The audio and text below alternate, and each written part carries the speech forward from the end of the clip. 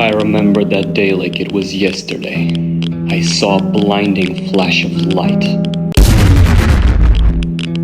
And everything was gone, and will never come back. Since the bombs dropped, nothing has been the same. Food and water resources are scarce and infrequently scattered all across the scorched land. The radioactive fire burned down our comfortable lifestyles. Why not? They're looking forward to an important date. Dinner at home with the family. What's the matter? Doesn't that sound exciting to you? It doesn't matter who you were in your previous life, because now everyone has the same life. The folks in the ruins of what used to be USA call it being a sole survivor or a vault dweller. The ex-USSR folks call it being a stalker or a citizen of the metro. The goddamn capitalists managed to hide in their $100 million vaults made by some company called Voltec. It is the unfortunate truth that when you go above ground, you will be faced with many post-nuclear nuisances. These frightening menaces will come in all different shapes and sizes and pose an immediate threat to your survival. Some survived, some mutated. It doesn't matter anymore. While the ex-communist comrades chose to hide away in the dark depths of the Moscow metro.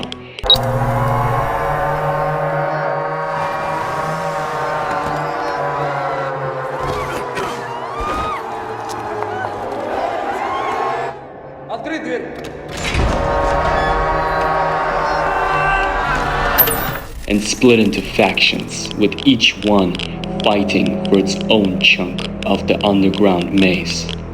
This world went belly up like a fish in a poisoned lake. And as for me, I'm here to tell you the story of how it all happened. The post-apocalyptic genre has been relevant for centuries, starting off with the Old Testament and the good old 4 horsemen of apocalypse. We fear the apocalypse, but at the same time, we as a collective humanity are always full of morbid curiosity. The genre truly took off after World War II was over and the Cold War between the US and the USSR started. The tension was rising, and so was the interest for the "what if the bombs drop" genre. The Soviets were scared of the rotten capitalist bomb made by Oppenheimer, and the Yankees were scared of the filthy communist bomb made by Sakharov. In our apocalyptic story, the 4 horsemen of apocalypse are slightly different from the Old Testament, and I would give them their own unique names: radiation, war, death, and mutants. What? Mom? Nuclear fallout is scary for sure, but what if you could experience the consequences of the nuclear fallout firsthand? Oh boy, do I have a game for you. Hold up just a minute. I get it, you are excited to explore the wasteland, but have you thought about one little thing? What if the outside world is too radioactive to explore after the blast? What are you gonna do then? Well, you can hide in the underground metro perhaps. You will have to survive underground, surrounded by other people like you that don't really want to share their metro station or their scarce resources with you. Well, as you might have guessed, there is also a game that will let you experience that and more. Ladies and gentlemen, I present to you the 2 titans of the post-apocalyptic video game genre. On the left side of the ring, we have the good old Fallout franchise with 17 different major game awards that this series has achieved throughout its 27-year-old existence. On the right side of the ring, we have the younger and fresher Metro franchise, which started 13 years ago and won 13 major game awards respectively. These 2 franchises will compete for the title of the best post-apocalyptic game ever. Today, in this video, only on Fallen's channel. Pull out your popcorn and your Nuka-Cola, and don't forget to like and subscribe. Let's dive headfirst into the landscapes of Metro and Fallout! The Fallout and Metro franchises are very distinct in their settings and themes. But do they share similarities that can be connected into a single narrative? In the mid-21st century, global tensions escalate into a catastrophic nuclear war. The Fallout's universe Great War happens way after the events of Metro's universe's conflict, but the timeline is not as important, as the consequences of the war are about the same for both worlds. Widespread destruction. Major cities around the world, including Washington, D.C., Moscow, and others, are obliterated in nuclear fire. The surface becomes a barren wasteland, inhospitable to life. Anticipating the nuclear threat, governments and corporations develop underground shelters. In America, the Vault-Tec Corporation constructs vaults, underground bunkers designed to preserve human life and sometimes conduct social experiments. In Russia, citizens take refuge in the blast-proof Moscow metro, a sprawling underground railway system that serves both as a shelter and a new home, which of course also isn't left without its fair share of shadow government business. For decades, survivors live underground, adapting to their new confined environments. In Metro, people establish small communities in stations, each with its own culture, governance, and rules. In the vaults, inhabitants live under strict controlled conditions, unaware of the true nature of the outside world or the experiments being performed on them. Over time, the radiation on the surface begins to recede, and both vault dwellers and metro inhabitants start to explore the world above. In the Fallout world, the vaults open, and people emerge into a devastated America where mutated creatures and rogue factions form. Similarly, in the Metro universe, brave stalkers venture onto the irradiated surface of Moscow, encountering mutants and remnants of the old world. But unlike the American wasteland, the conditions in Russia are significantly more harsh, and it is practically impossible to breathe outside without a gas mask. Both universes are plagued by the horrific consequences of radiation. In the Fallout world, ghouls, humans transformed by radiation, and super mutants, humans mutated by the forced evolutionary virus, are common threats. Your ride's over, Mutie. Time to die. In the Metro world, monstrous mutants such as the Watchmen and the Librarians roam the surface and the tunnels, posing a constant danger to the survivors. As the survivors emerge, various factions rise to power, each with its own vision of the future. In the Fallout universe, groups like the Brotherhood of Steel, the Enclave, and the New California Republic, NCR, fight for the control over the remnants of America. In the Metro universe, factions like the Red Line, which are the communists, the Reich, which are the fascists, and the Hansa, which are the capitalists, battle for the dominance in the Metro system. Now, let's get into the heart of the matter: the comparison between Metro and Fallout. Both franchises are set in post-apocalyptic worlds, but they speak an entirely different design language, each reflecting the cultural and historical context behind their origins. The atmosphere of Metro is dark and oppressive, and often deeply unsettling.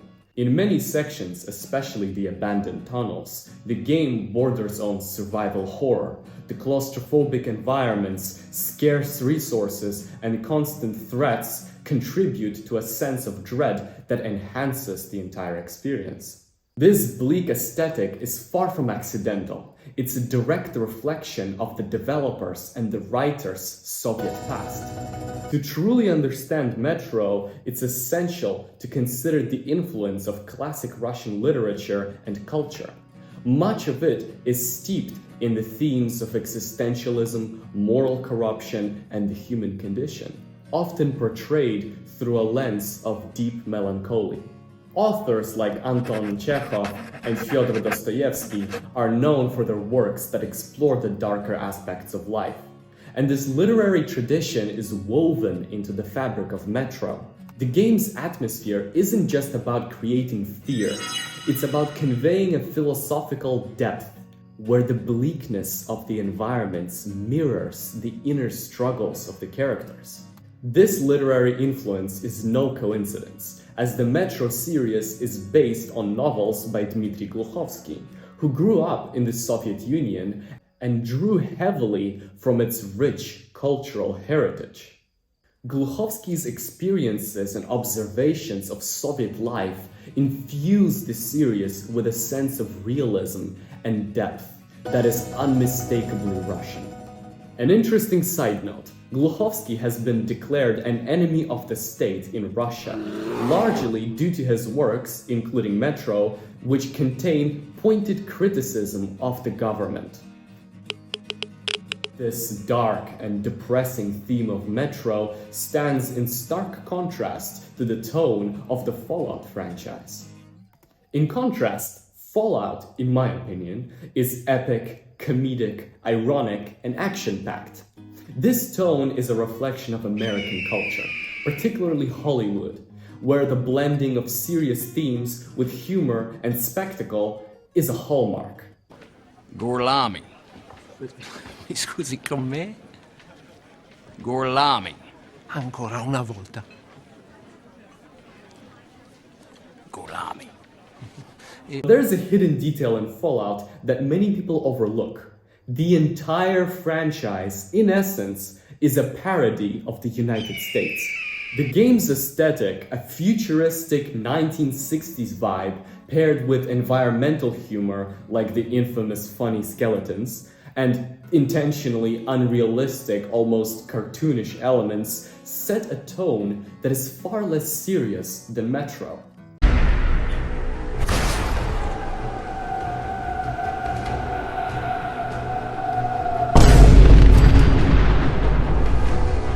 Unlike Metro, Fallout doesn't ask you to dwell on the moral and ethical implications of the nuclear disaster. Damn, ain't no water, bro. What the hell's going on, bro? Bro, what are you doing? You're not the thinker. Instead, it allows you to explore, experiment, and even playfully engage with its world, emphasizing fun and freedom over the more weighty themes that Metro explores.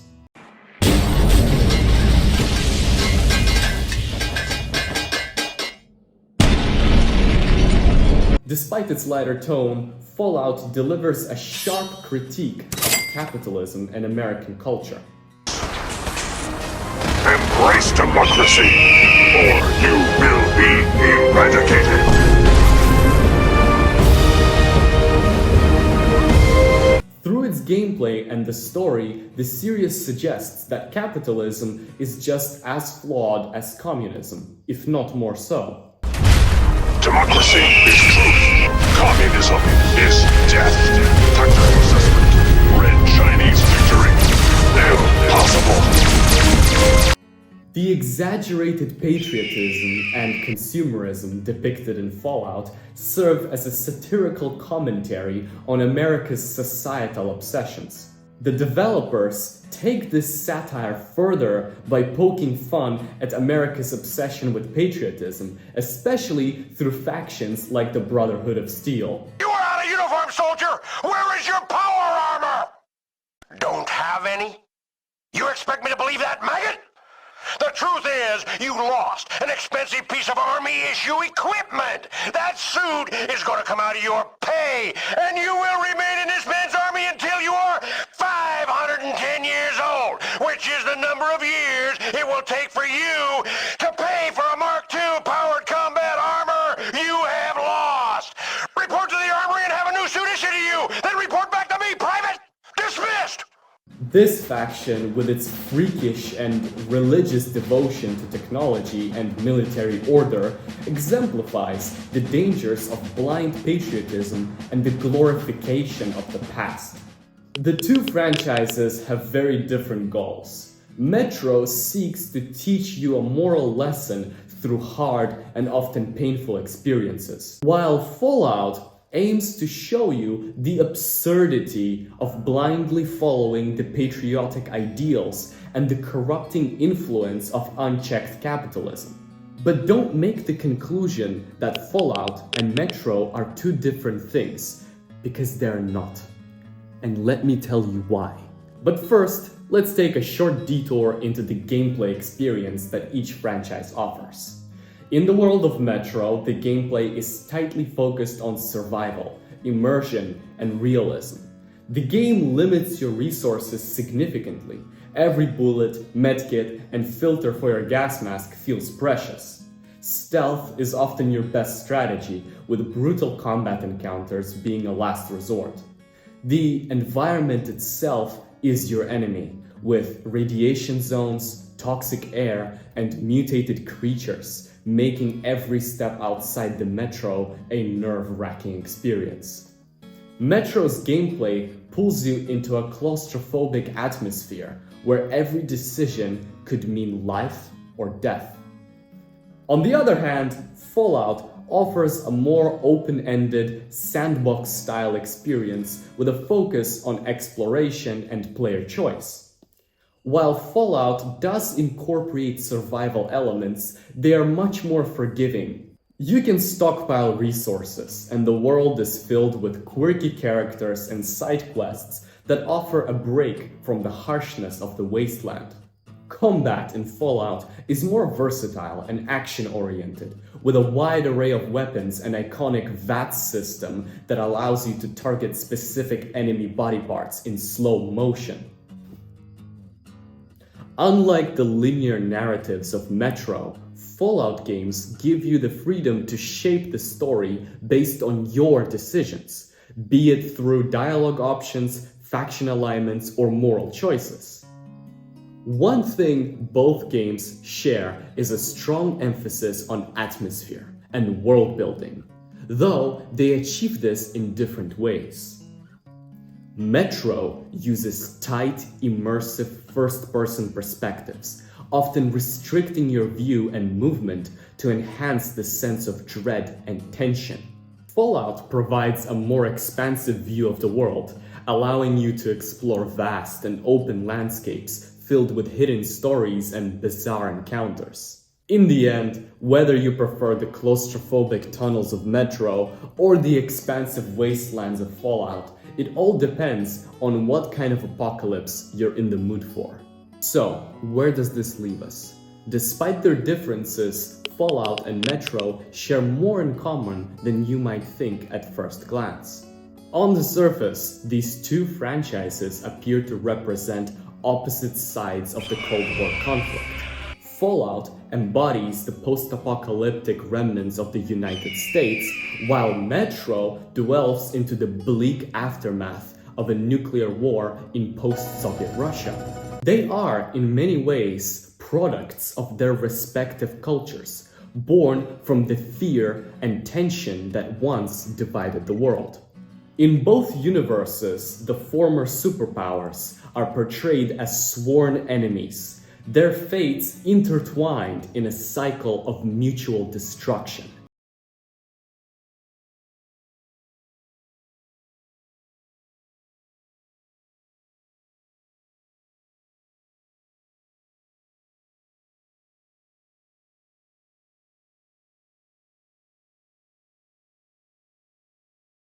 Each game's world is a direct consequence of the others, mirroring the ideological standoff that once brought the world to a brink of annihilation. The American people in their righteous might will win through to absolute victory.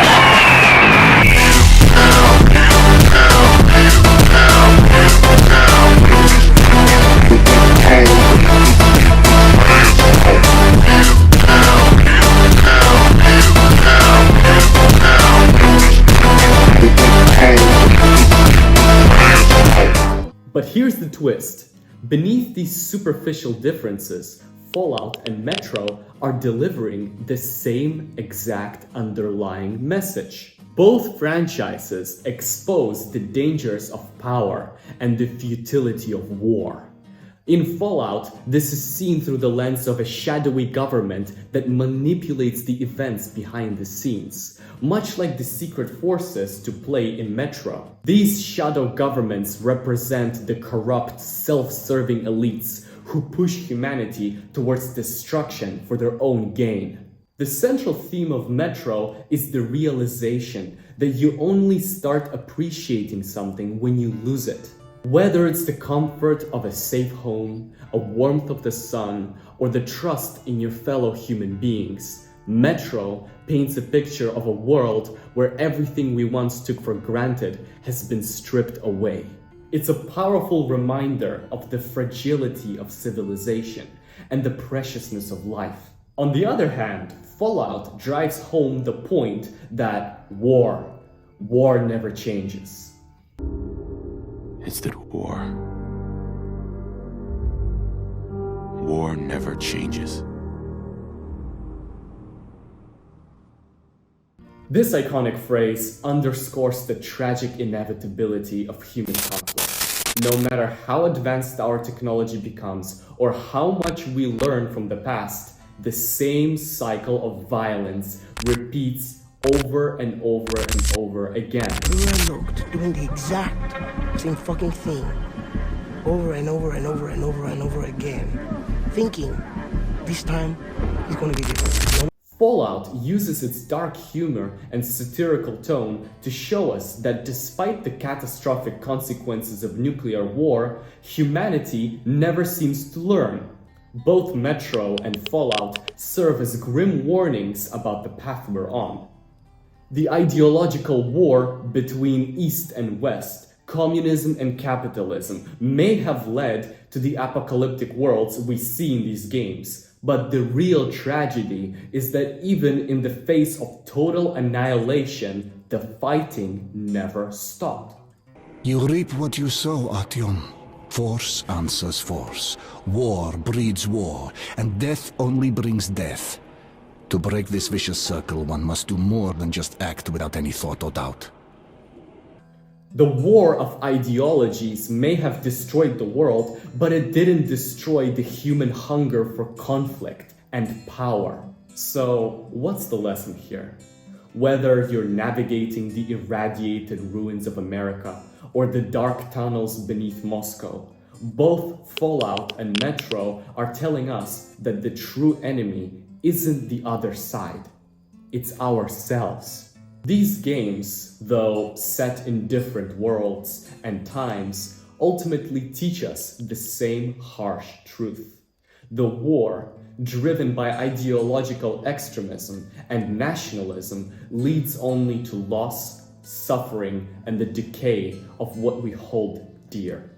In the end, Fallout and Metro might be enemies on paper, and in the gaming industry, representing the opposite sides of a long-term conflict. But they're united in one message, which in my opinion is: the wars we fight, whether ideological or physical, may change the world, but they don't change the nature of humanity. And until we learn that lesson, we're doomed to repeat the same mistake over and over again.